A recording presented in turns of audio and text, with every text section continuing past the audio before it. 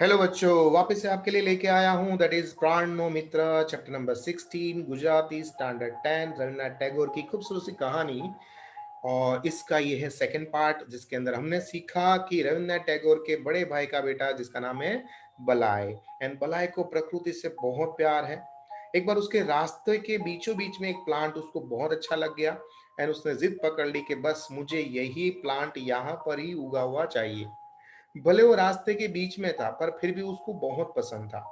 चाचा ने यानी कि रविन्द्रनाथ टैगोर जो उसके चाचा लगते थे उसने उसको समझाया कि इसके बदले मैं तुझे गुलाब का प्लांट उगा के देता हूँ।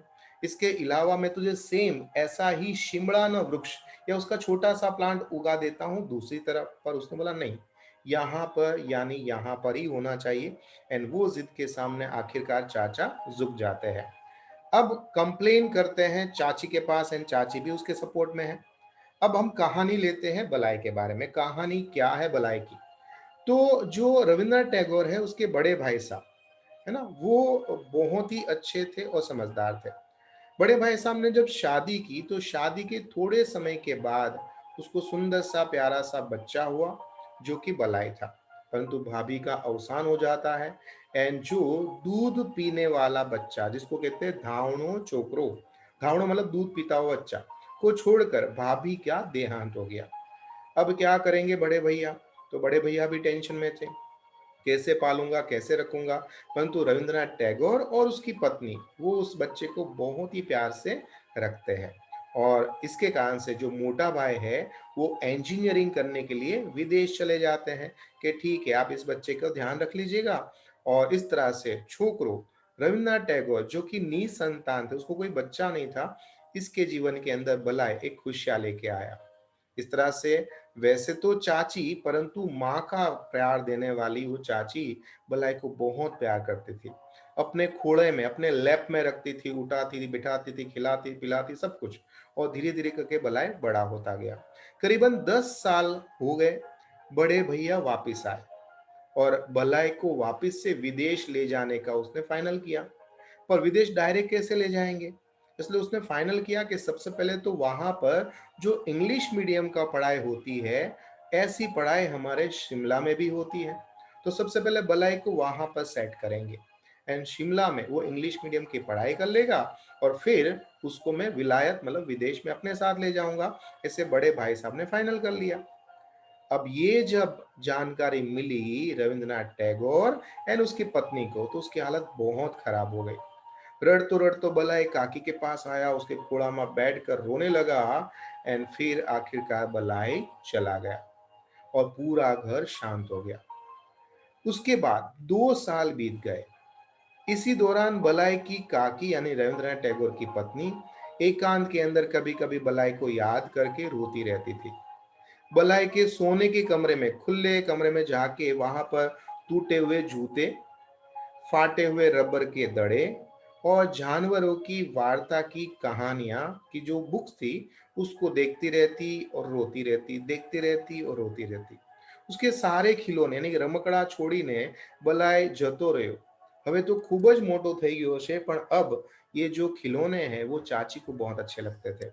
उसके अंदर कहीं ना कहीं वो बलाई को ढूंढती थी और उसके विचार में मग्न रहती।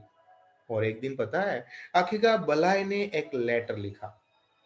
एक દિવસ જોયું કે પેલું શિમળાનું વૃક્ષ ખૂબ મોટું થઈ ગયું છે। और यहाँ पर रविन्द्रनाथ टैगोर क्या करते देखिए। उसको लगा अब तो यहाँ पर बलाई है नहीं। उसको गए 2 साल बीत गए हैं और शायद शिमला से अब डायरेक्ट विदेश चला जाएगा। तो अब शिमला का वृक्ष का कुछ उद्धार नहीं है। अब इसको कोई बचाने वाला नहीं है। हवे उसको मुझे आश्रय यहाँ पर नहीं देना चाहिए। तो आखिरकार मैंने कुछ लोगों को बुलाया और उसको कपावीना को कटवा दिया। उतने में ही बलाय का एक दिन लेटर आ गया।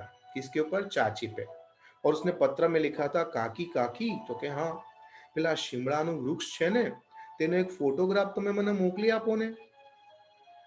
और हुआ ऐसा कि बलाई जो है वो शिमला से पहले चाची को मिलने आने वाला था और फिर विदेश जाने वाला था। परंतु हुआ ऐसा कि विलायत जाने से पहले अब बलाई चाची को मिलने नहीं आने वाला था। इसलिए उसने सोचा कि अगर मेरे पास शिमला का वो फोटोग्राफ, वो वृक्ष का फोटोग्राफ यानी मारो प्राणનો મિત્ર જે છે એનો ફોટોગ્રાફ મારી સાથે હોય તો કેવું સારું। इसलिए उसने अपने चाची को ये लेटर लिखा। વિલાયત જવાની પૂર્વે એકવાર એને મળવાની વાત તો થઈ હતી, પણ એ આવી ન શક્યો. બલાએ પોતાના મિત્રનો ફોટો સાથે લઈ જવાની ઈચ્છા હતી. એટલે કાકીએ રવિન્દ્રનાથ ટાગોરને બોલાવીને કહ્યું કે અરે સાંભળો છો કે? તો કે હા. કોઈ ફોટોગ્રાફરને બોલાવી લાવો ને. તો કે કેમ ભાઈ, શા માટે? તેણે કીધું કે બલાઈના જો આ સરસ મજાના પત્રને વાંચો. તેણે એમાં વિનંતી કરી હતી કે કાકી મને મારા શિમળાના વૃક્ષનો ફોટોગ્રાફ જરૂર મોકલજો. ધીમેથી રવિન્દ્રનાથ ટેગોરે કહ્યું પણ એ વૃક્ષ તો કપાઈ ગયું છે. और फिर क्या हुआ? બલાઈની કાકી 2 દિવસ સુધી અન્નનો દાણો પણ મોઢામાં નાખ્યો નહીં. ઘણા દિવસ સુધી રવિન્દ્રનાથ ટાગોરની સાથે વાત સુદ્ધા પણ ન કરી. બલાઈના પિતા તેને ખોળામાંથી લઈ ગયા હતા. તે સમયે તો એને દુઃખ લાગ્યું જ હતું. ऐसा दुख लगा था जैसे उसके हाथ की नस कट गई हो।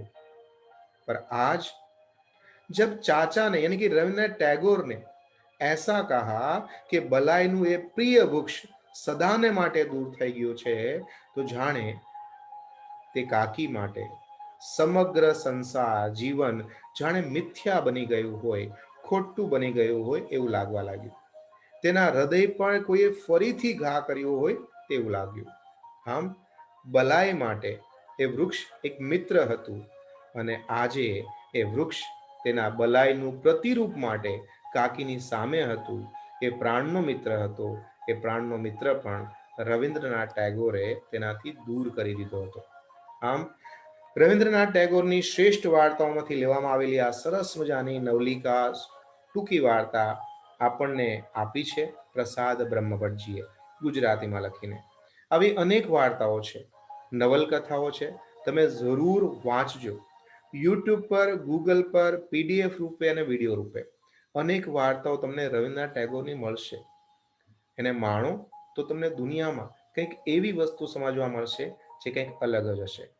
નેક્સ્ટ વિડીયો છે પ્રાણનો મિત્ર, તેના question answer with grammar part. તેને જરૂર માણજો, સમજજો. કદાચ આ તમને સમજ પડી ગઈ હોય તો ક્વેશ્ચન આન્સર દ્વારા પણ આપણે ઘણી બધી વસ્તુને વધારે સારી રીતે समझी શકીએ છીએ, लर्न કરી શકીએ છીએ. तो आशा करता हूँ ये चैप्टर आपको अच्छी तरह से समझ में आया होगा. अगर कोई भी डाउट्स है तो नीचे कमेंट्स बॉक्स में जरूर लिखिएगा. तब तक मुझे आज्ञा दीजिए. आपका दोस्त, आपका मित्र, आपका गुरु Mahendra Joshi. Thank you very much.